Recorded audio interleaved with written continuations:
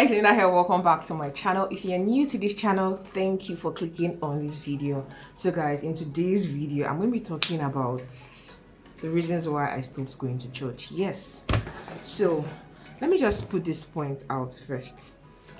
I still believe in God Almighty. I still believe that there's a God. I so much believe that there's a force that is definitely greater than us, and I also believe that I still believe in God. Let me just end it with that. I still believe that there's a God. But the reasons why I stopped going to church is that growing up in a country that is so religious, like Nigerians are very, very religious. But then when you look at how religious Nigerians are, you don't really see that you don't really see the fruits of the spirit as is mentioned in the Bible in the lives of most people, because most often you find that the so-called believers or Christians are even the ones that even do the very worst things. So anyways, let me just get right into this video. I'm going to be sharing with you guys the reasons why I stopped going to church. So if you want to hear all of these reasons, then please keep on watching this video. And if you're not subscribed to my channel, kindly join the family. Click on the subscribe button right below, and also turn on post notification bells so you don't miss any of my uploads. On this channel I make videos mainly about beauty, entrepreneurship, relationships, and sometimes I vlog and just share my personal life with you guys. So if you like to catch up on all of that, make sure you subscribe. Number one is there's a high level of immorality in the Christian church. So you find that there are cases like the last church I attended in Lagos, I was a worker in the church. Fellow worker would approach me and it's like, okay, I'm interested in you and whatever. So when I asked him stuff like, okay, if we are going to be dating, are we going to be fornicating? And it's like, yes. So you find that, okay, you are a Christian in quotes, you're a committed Christian, you're having a worker in the church, and you still expect to be committing the sin that the Bible frowns against. So it's a case of, I think, because of the way the message of grace has been preached so much. People now live comfortably in their sin while they are in church and just believe that, okay, yes, I'm saved by grace. I can't help myself. Like, I'm just going to do what I can do and still be believing in God that He's going to forgive me my sins. I feel like if you're going to be a Christian, why not be intentional to make sure that the fruits of the Spirit are being shown in your life, and you're also trying as much as possible to not fornicate? Because it's one thing for you to already have set the intention that, okay, I'm not going to fornicate. And another thing for you to already have the intention that, yes, I'm going to sleep with you. We're going to be sleeping with each other. Then in a situation whereby you set intention that, okay, I don't want to do this, and it eventually happens, it's a different case. At least you know that, okay, you both of you put yourself in a situation whereby you couldn't help yourself. But then you already set that intention that, yes, I'm going to test before anything else. Then, like, seriously, how are you helping yourself? And then you also find that in most cases, like some of the people that have been in the church like before you, like when you're just new coming into the church, there are cases whereby some people could actually be doing that seniority thing for you, like, oh, I'm a senior worker, I'm like in all of that, and they would talk to you in a condescending manner. They could be rude to you, and you see a lot of wrong behaviors within that church community. So all of that is why I just said you find a lot of immorality within the church community. Yes, so the second reason why I also left the church is fashion. Yeah, I know, yes, they would say don't wear stuffs like this, but it's one thing for you to see somebody wearing stuffs like this and then you knock the person, oh, you're not dressed well, but then you should try and dress better and all of that. You judge this person so harshly, but then when you even look at the so-called some of the ministers in church, okay, as much as, okay, they're not really exposing their body, but they might be wearing tight stuffs. If you feel like people should not wear things that are exposing their body, then everybody might as well just be tying buba and wrapper and be coming to the church, because whether you like it or not, people are going to wear what they want to wear. So it's left for you to choose to look away or just set a standard that, okay, in this church, this is how we are going to be dressing here. not a situation whereby you have double standard. Okay, this minister is allowed to dress in a particular maybe because this is the type of clothes she likes, or and then when you see somebody else that probably wears something like a v-neck because okay, that is what flatters her body, they say no, stop wearing v-neck because you're showing off your cleavage. In church, they would expect you to always like, you know, put yourself together, look nice. And these days, like, it's been done so much that when you even go to the church these days, you think that okay, it's all like for fashion parade. It's like a fashion ground where everybody just wears the best clothes. Nobody's allowed to just, you know, come as they are. Once you come to church, you have to be wearing this uniform, changing this and buying this every time. And most times if you're a worker in church, they have uniforms that they wear. So you're not just thinking about the fact that okay, you're giving your time to church, you also have to be buying these particular uniforms which they wear. People that are usually like choristers in church, they tend to have uniforms that they wear, and of course they have to buy this uniform with their money. It's not like the church is supporting them by providing. They have to buy this uniform with their money, and always like, you know, come to, and most times they might be coming to church on Sundays and let's say midweek service, and probably when they have meetings and other things, they have to now wear this uniform. So aside from even them having to stress themselves to get this uniform, okay, let's say the church is having like a program, they'll make t-shirts and you have to buy it. If you don't buy it, sometimes you might be shamed for not buying the shirts when the church is doing the program. And at the end of the day, like, it's not like they are selling these things at the prices whereby they're not making profit. Of course, they're definitely making profit from selling these t-shirts that they actually sell. So that takes us into the next point. And the third reason why I stopped going to church was the way the church these days has just turned to like a business. Like, it's like a money-making venture. It's all about getting money from the congregation. Somebody will come to church with the person's problem. The person is having issues. The person is probably needs a better job. The person is trying to expand the person's business, and they just told you, oh, seed time and harvest time, you have to sow a seed, you have to do this one, they are doing this project, you have to contribute this money. And most times, just find out, okay, you are sowing, you are paying your tithe, you are giving your offerings, you are sowing special seeds, you are sowing when it's the pastor's birthday, you are sowing when it's this minister's birthday, you are doing so much for the church. And when you think about it, like, how much, what is the church really doing for you? What is the church doing for you? So you take in so much of your time, you take in so much of your resources, you're investing in this ministry, you're investing in this man's business. Because when you think about it, who owns the church? They will say, okay, the church is for God. But if push comes to shove, if there's an issue or something, who is held accountable for anything that goes on in the church? Is the senior pastor, or maybe the founder of the church or something? So whether you like it or not, church, the present day church in Nigeria, almost 99% of them are actually just business ventures. They are in the business of gathering people who can be giving them their tithe, offerings, and sowing seeds. What they just do for you is they give you hope. They sell hope to you. They use the Bible verses to preach hope to you.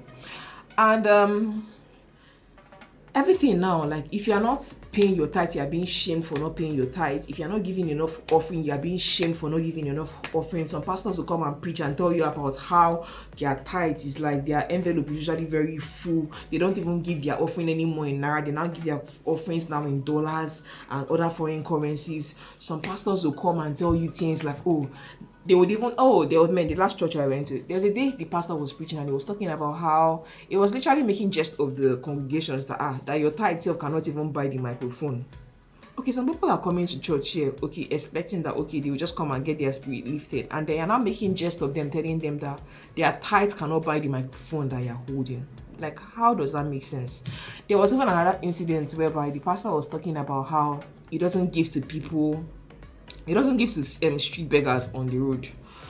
So he was saying something like, for when he sees somebody on the road coming to beg him for money, he doesn't give them money because he feels like, okay, don't you have family members? Don't you have people that you can go and give, that you can go and ask within your family to give you money? Then if the person doesn't have people within his family to give that can help them out, then it means that the person has a problem. So for that reason, he doesn't give money to people that he does not know. He doesn't give money to beggars. So after he said that thing that day, The following Sunday, he came back to church and he was saying something about how one woman just came to come and meet him, that the woman was having issues with paying her school fees, her children's school fees. So he had sympathy with her, and then he paid her school fees. So I began to analyze the situations. They are saying that, okay, you don't give money to people that just come and meet you. Then the following Sunday, probably because somebody had gone to criticize you because of what you said the past week, you came back the following day talking about how you pay people school, you pay some them strangers school fees. I feel like that's double standards. That's very manipulative. Probably because of what you said before, you're now trying to counter what you said before by saying something else. So you just find that these days, like these pastors, like, they're not willing to give to people that they don't know. But then you yourself, you come to this church, you don't know them. You're just like a member. You don't know them, you don't know their family, you don't know anything about them. You just come just because, oh, they built this image. These days, so these pastors are even some sort of like mini gods, celebrities. People just worship them. So because you built an image for yourself, people that don't know you, they come and invest in you. But then you would then come and say stuff like, okay, you don't give to people you don't know. But then who gives you money? Who pays the tithe in your church? Are they people you know? They're not people you know. So you just find that there's a whole lot of double standards going on in the Christian church. So I just couldn't deal with that anymore. The first reason why I left the church is there's a lot of lack of financial accountability. Sometimes you come to church, you notice that, okay, let's say they've written one thing on the church under investigation, EFCC this, EFCC that. And people sow seeds, pay for, okay, there you want to buy these things, you pay for this particular thing. And then after they've contributed money for this particular thing, you find that, okay, they don't end up using the money that people contributed to do the things that they paid that money for. And you don't even come and explain to them why you didn't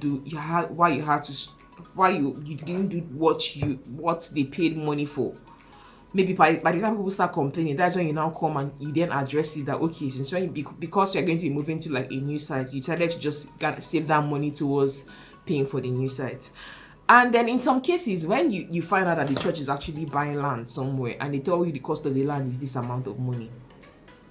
So when you go and assess the land and you look at the land in question, you look at the area in question, and you have an idea of how much they sell land there, and they tell you, oh, this particular land is, let's say, 1 billion, and then you look at the land, and you're now wondering, is this the thing that they're selling for 1 billion naira? So you now start to wonder, okay, is somebody getting a cut out of this money? Is there profit being made somewhere?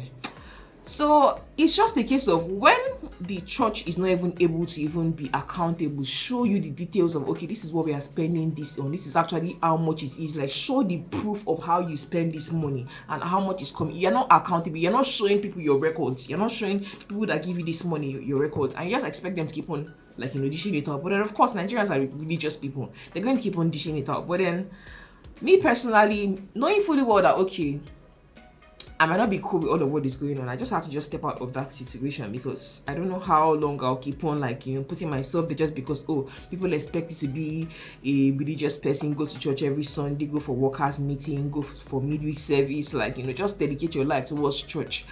And that leads me to the second point, which is that people give their lives so much to these church businesses, and they forget to even focus on their personal life. They forget to focus on their personal growth. Okay, let's say now you have a job, you have a family, and you're also a worker in church. Most time you find that you are giving out so much time to building this church, making sure this church is established, and you then begin to ignore the lives of your family, that's your wife, your children, or your husband, your children, or even your extended family members. You begin to ignore, you're not able to give them time just because of the commitment you have to this church. So I just feel like most times, most of the people just caught in the whole religious psychosis, like they struggle with that. And for me, I remember when I used to go to church, when I was serving in church, I was also doing my master's degree. I also still had a 9-to-5 job. So, and I still had a business. So imagine a situation whereby all of my Sunday is spent in church. I go to work Monday to Friday, and I also have lectures in school Monday to Friday. Sometimes I even have lectures in school on Saturday. So when do I even have time to rest? So you find that you might end up just overworking yourself so much just because you are trying to be in church, you're trying to be like, be a good Christian in quotes. And one day you could just drop dead, all because you gave so much of your life to just serving this church and whatever. And you even forget to just take time to even just rest and just, clear your mind and gain your strength. So in most cases, people that just give so much of their life to the church thing is probably because they don't have other things going for them, or they just don't have other things that probably engage them. I know, yes, it's good for you to give your time to the things of God, but come on, don't do it so much that you forget to take care of your own well-being. The next reason why I left the church is there's a lot of manipulation going on. You can see from the stories I told you about how there's lack of accountability when it comes to resources that people contribute towards the church projects and whatever. And from the stories I gave, you find that these pastors come and manipulate you. I remember when I used to go to one church in Port Harcourt, Salvation Ministries, the pastor was talking about how the apple that Eve ate in the Garden of Eden was actually 10%, that it was the tithes, that was the reason why God chased them out of the Garden of Eden. But then really, you just come and you say, okay, God gave you that wisdom. Are you sure that wisdom that you said that God gave you is correct? So they keep on telling people that, okay, if you don't pay your tithes, your life is going to be tight. If you don't pay your tithes, the devourer is going to come and attack you. Haven't you found out that even when you pay your tithes, sometimes bad things still happen to you? You don't always have to think that because you did not pay your tithes, that's the reason why something bad happened to you. It's not always like that. It's just life. Sometimes bad things happen to good people. Bad things just happen. So because people have just been in this deep sleep with the whole church messages, and this pastor just keep on telling you that, oh, if you don't pay your tithes, this one will happen, that the devil is going to attack you, you're exposing yourself for the devil's attack. Like, come on, please stop being under that religious control system of this so-called men of God, because really it's all manipulation. They're just things they keep on telling you and feeding to you just because they want to take money out of you. I'm not saying you shouldn't give. There are people around you, your family members, they are in need. Some of them, you don't even give to them. You just feel like, okay, you're giving to the church, so you don't need to give to anybody anymore. And you forget that there are people around you that actually have real needs. There are people around you that you can give this your tithes to. There are poor people. There are people that are really struggling, especially in this economy that we find ourselves in. If you're giving a portion of your, let's say 10% of your income, or you split it to two families that you know that, okay, they are struggling to feed, they're struggling to pay their children's school fees, that will go a long way. That would help better, because most times in church there's no accountability. You don't know what to do with these monies. The next reason why I stopped going to church is, you know how the Bible tells you, be not conformed to this world. That's what the Bible says, be not conformed to this world. But since this pandemic, we've all seen how the church has conformed. The church will conform. And if the church answers to the government, if the church is going to obey the rules of the government, let's just look at this whole situation with this pandemic and all. You believe so much that there is a God, yet this virus is feared so much because, the virus is real. So we went from a place of God is real to COVID is real. So then, what has been the essence of the whole trusting God and everything? And then you go to church, you find that in most churches these days, if you don't write your attendance and write your phone number and your address just because before you enter the church, they won't allow you in just because they have to obey the government's directive that, okay, you need to get the names of all your church members when you're coming into churches, because if somebody tests positive, you need to go and track and trace all the other members that have come to church. And you also find that even the same church is also preaching and encouraging their members to go ahead and take the juice. So whether you like it or not, you just find that today's church, I really don't, because when we look at all of what the Bible talked about, the end days, the tribulation period, the coming of the Antichrist and all of that, how is today's church actually preparing their members, preparing people's mentally, preparing people for all of the hardship that they're going to really go through in the end times? How is today's church really preparing their people for it? Because from the look of things, if the government comes and makes these policies, the church is going to conform to it, because the church answers to the government. And since the church answers to the government, it's more like the church is going to lead their people to the slaughterhouse, because the government, of course, we already know, the government most times may not have the people's best interest, and they just do what whoever tells them. Like, let's look at a situation like Nigeria. Nigeria is in so much debt. You keep on borrowing. People giving you these loans, they give you conditions. They give you conditions to the loans that you take. So when you take these loans and they give you conditions and they tell you have to implement this policy in your country, When you implement this policy, because the church answers to the government, they have made themselves conform to the government. They are not able to criticize the government. When they come and give these policies to the church succumbs and accepts the policies that the government gives them, and they implement it. They encourage their members to obey. How do you prepare for the end of this? How do you prepare for the coming of the Antichrist? How do you prepare your people for the coming of Christ? How do you mentally strengthen them to be able to deal with the future that we are rapidly just working towards? So, guys, these are all of the reasons why I just told myself that, man, at the end of the day, the Bible said something like the kingdom of God is within you. I'm not saying I don't pray. I still pray to God every blessed day. I still believe in God. I still believe in Jesus Christ Almighty. I still believe in the coming of a Messiah. And I also still believe that there's a coming of an Antichrist. And the Antichrist is going to come in through government, because of course they're going to have power on earth. And it's the government and it's the church are going to... Man, anyway, I think I shouldn't even be talking about this anymore. But then, guys, I think we need to get to that point where we move from knowing God through our pastors to knowing God for ourselves. Because if you don't know God for yourself, you don't build a relationship with God by yourself, you're going to always have to look out for a mortal man that's going to help you connect to God or pray for you.